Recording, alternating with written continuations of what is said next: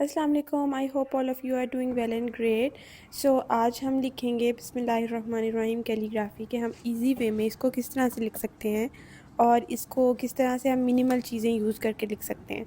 तो अगर आप बिगिनर हैं तो आप पहले एक लाइन ज़रूर ड्रॉ कर लें। वैसे अगर आप बिगिनर नहीं भी हैं तो भी लाइन ड्रॉ कर लें तो ज़्यादा अच्छी बात है। कैलीग्राफी बिल्कुल स्ट्रेट होती है फिर आपसे। ठीक है, उसके बाद आपने एक मार्कर लेना है। ये मार्कर आप देखें, ये डॉलर का मार्कर है। ये किसी भी आम स्टेशनरी शॉप से आपको मिल जाएगा।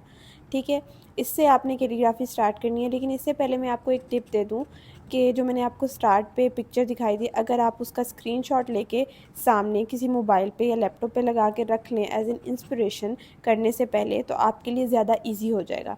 क्योंकि एक स्टिल पिक्चर को देख के लिखना और कॉपी करना इज़ वे ईजियर देन कि आप वीडियो को फॉलो कर रहे हैं। तो वीडियो आप अच्छी तरह से देखें, ठीक है, और उसको भी फॉलो करें, लेकिन पिक्चर के से देख के लिखें तो ज़्यादा अच्छे से समझ आ रही होती है। वो इंस्पिरेशन हमारे सामने होती है और हम उसको देख के लिख रहे होते हैं। अच्छा, इसमें जो सबसे इम्पॉर्टेंट बात है, समझने वाली बात है, वो ये है कि जो कट वाला मार्कर होता है ना, उसकी एक साइड होती है थोड़ी सी बड़ी होती है आगे, और पीछे जो छोटी साइड होती है। तो जो बिग साइड होती है ना, वो आपने ऊपर रखनी होती है, और वो स्मॉलर साइड जो है वो नीचे रखनी होती है, जिस तरह से मैं लिख रही हूँ। ठीक है, और उसको थोड़ा सा आपने टिल्टेड फॉर्म में या तिरछी फॉर्म में पकड़ना होता है। ठीक है, और ये आपको शायद इससे डायरेक्शन समझ आ रही हो। ठीक है, इसको देखें, इस अंदाज से आपने मार्कर को पकड़ना है। अब देखें, जैसे मैंने अलीफ लिखा, उसको मार्कर को मैंने बिल्कुल स्ट्रेट करके पकड़ा, और लेकिन जो बिस्मिल्लाह का मीम लिखा है, मैंने मीम जो है वो बिल्कुल थोड़ा टेढ़ा करके लिखा। तो ये सारी चीज़ें जो है, इनका ख्याल रखना पड़ता है। इसके लिए मैंने एक कोर्स भी अपनी वीडियोस में पोस्ट किया हुआ है, आप देख सकते हैं। हर हर हर्फ जो है वो मैंने अलग से लिखा है, और आप उस सारी प्लेलिस्ट को भी देख सकते हैं।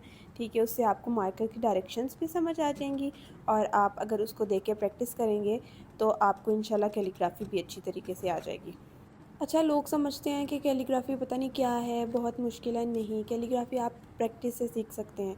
मैंने कैलीग्राफी किसी से नहीं सीखी, जस्ट मैं यूट्यूब की वीडियोस देखती थी, और उन वीडियोस को देख के मैंने बस प्रैक्टिस करना शुरू कर दी, और मैंने इसको सीख लिया। ठीक है, आप भी वीडियोस देखें, जिस तरह मैं वीडियो बना रही हूँ उस तरह वीडियोस को देखें और प्रैक्टिस करते रहें, तो इंशाल्लाह आपकी कैलीग्राफी अच्छी हो जाएगी। अच्छा, अब बिस्मिल्लाहिर्रहमानिर्रहीम में अर-रहमान जब मैं लिखती हूँ ना, हे और मीम जब मैं लिखती हूँ ना, ये मुझसे हमेशा गलत होता है। तो इसलिए जो चीज़ आपको लगती है कि ये आपसे रॉन्ग हो जाएगी, उसको आप पेंसिल से हल्का सा ट्रेस कर लिया करें। ठीक है, ट्रेस करने के बाद ऊपर लिखें तो वो अच्छे से लिखा जाता है। एक और टिप दे दूँ आपको कि जब भी आपने कैलीग्राफी सीखनी है ना, तो आपने कभी भी बहुत एक्सपेंसिव प्रोडक्ट्स बाय करके नहीं सीखना शुरू करना। पहले आपने सिंपल सिंपल मार्कर, जैसे ये मार्कर मैं यूज़ कर रही हूँ, सिंपल मार्कर लेना है। सिंपल मार्कर से प्रैक्टिस स्टार्ट करनी है। ठीक है, अगर आपका बहुत ज़्यादा दिल कर रहा है तो वो जो लोकल कलम्स मिलते हैं आप उससे कर लें, और एक आधी आप साथ में कोई इंक ले लें। ठीक है, मैंने बहुत सारी चीज़ें बाय कर ली थी और उसके बाद स्टार्टिंग पे तो ऑब्वियसली इतनी अच्छी नहीं होती, तो मुझे होता था कि मैंने क्यों किया। बट आप लोग सिंपली मार्कर से स्टार्ट करें, और जब आपकी अच्छी प्रैक्टिस हो जाए उसके बाद आप कलम पे जाएं। फिर जब आपकी कलम से अच्छे से प्रैक्टिस हो जाए उसके बाद आप ब्रश यूज़ करें। ठीक है, ये तीनों चीज़ें से यूज़ करना बहुत इंपॉर्टेंट है। और कुछ लोग जिनको नहीं आती, जिन्होंने सीखनी है नहीं है, लेकिन उन्होंने सिंपली ऐसे घर के लिए कभी कोई कैनवस, कोई पेंटिंग कुछ बनानी है, तो वो पेंसिल से भी, डबल पेंसिल से भी लिख लेते हैं। तो that's also a good idea, लेकिन डबल पेंसिल से प्रॉपर कैलीग्राफी नहीं होती, उससे अच्छे से शेप नहीं आती। तो मार्कर से या आपका जो ब्रश है उसके साथ बहुत अच्छी शेप आती है। तो कोशिश करें कि इन दोनों चीज़ों से ही आप प्रैक्टिस स्टार्ट करें। अच्छा, जब एक दफ़ा आप मार्कर से लिख लेते हैं ना, उसके बाद ये बहुत कॉमन चीज़ है, हर आर्टिस्ट अच्छे से अच्छा भी अगर वो रफ़ सरफेस पे लिख रहा है, उस पे बिल्कुल फ़ाइन कैलीग्राफी नहीं होती। जो आपकी निब होती है, जो नोक होती है ना मार्कर की, उसके साथ आप उसको खुद फ़ाइन करते हो। ठीक है, तो जैसे अगर हम कैनवस यूज़ करते हैं तो कैनवस की भी सरफेस स्मूथ नहीं होती। तो आपको एक दफ़ा आप लिखते हो, थोड़ा सा साइड्स उसकी रफ़ होती हैं, और फिर आप उसकी नोक के साथ, उसकी निब के साथ उसकी साइड्स को फ़ाइन करते हो, जिस तरह वीडियो में मैं अभी फ़ाइन कर रही हूँ। तो आप एक इस मार्कर से भी कर सकते हैं।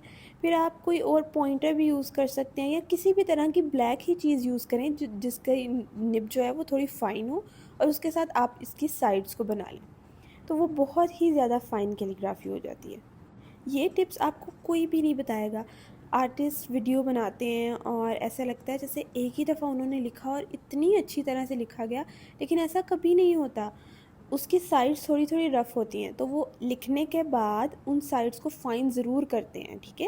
ये वीडियो में एडिटिंग हुई होती है या वीडियो फ़ास्टली चल रही होती है, वो उस वक़्त हमें समझ नहीं आती, लेकिन जब हम उसको क्लोज़ली देखते हैं, तो चूँकि उसकी रफ़ सरफ़ेस होती है कैनवस की या पेज की, तो उसकी वजह से इतनी फ़ाइन नहीं होती। हाँ, लेकिन जो कैलीग्राफ़ी शीट्स होती हैं, वो ग्लॉसी शीट्स होती हैं, उसके ऊपर कैलीग्राफ़ी बहुत फ़ाइन होती है, उसके लिए आपको साइड्स बनाने की ज़रूरत नहीं पड़ती। बट नॉर्मली हम नहीं, जब कैलीग्राफ़ी करनी होती है तो हम कैनवस पे करते हैं, तो वो इतना फ़ाइन नहीं होता। तो इसलिए कोशिश करें कि ग्लॉसी शीट्स पे भी इतना इन्वेस्ट ना करें, सिंपली जो पेज होता है ना, उसके ऊपर लिख के देखें।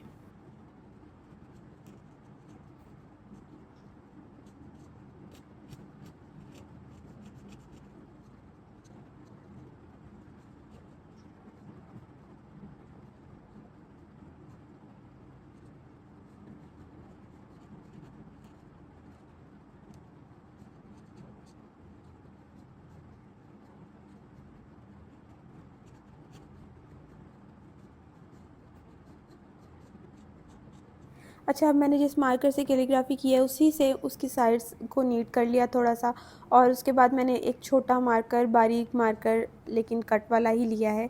ये भी किसी भी आम स्टेशनरी शॉप से आपको मिल जाएगा। इसके साथ मैंने कैलीग्राफ़ी के ऊपर तमाम हरकत जो हैं वो ड्रॉ करनी है, ठीक है? इसको देखें।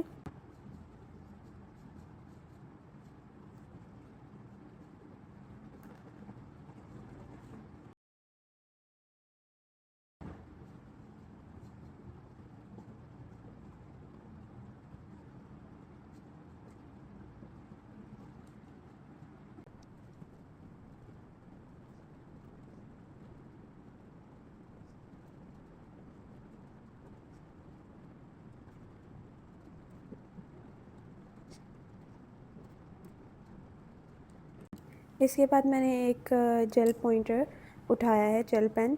इसके साथ मैंने इनकी जो नोक है ना, ये सेट कर ली हैं। वैसे मैं पहले से ही मार्कर से ठीक कर चुकी थी, बट अगर जिनकी प्रैक्टिस नहीं है, जो बिगनर्स हैं, उनके लिए मार्कर से सेट करना थोड़ा डिफ़िकल्ट होगा, तो वो ऐसे पॉइंटर से सेट कर लें, तो उनके लिए ईज़ी रहेगा। ये जो लास्ट स्टेप मैं कर रही हूँ, ये बिल्कुल भी नेसेसरी नहीं है, ये तो मेरे पास मार्कर पड़े हुए थे, that's why I am just using this.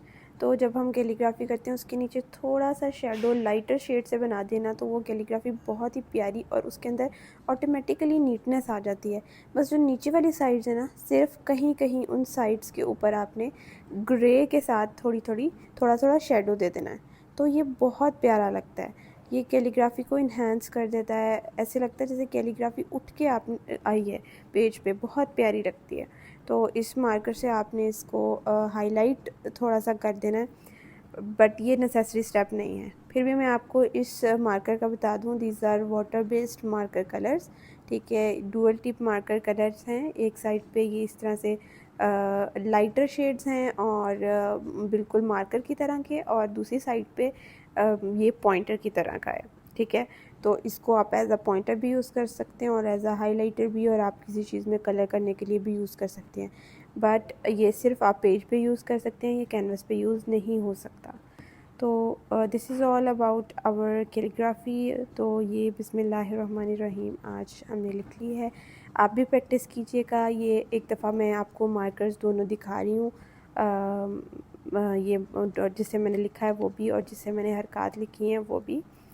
इन दोनों मार्कर की आप निब भी देख सकते हैं किस तरह की, एक थोड़ा सा मोटा है, एक जो है वो बिल्कुल बारीक है, जिसके साथ हम नोटबुक पे लिखते हैं। तो ये दोनों मार्कर्स आपके पास होने चाहिए, और इन दोनों के साथ आप किसी भी पेज पे कैलीग्राफी कर सकते हो। मैंने तो ये स्केच बुक यूज़ की है। आप पेज पे पहले ट्राई कीजिएगा, उसके बाद आप स्केच बुक पे ट्राई कीजिएगा। और अगर आपको वीडियो पसंद आई तो इसको ज़रूर लाइक करें। Thank you so much. अल्लाह हाफ़िज़।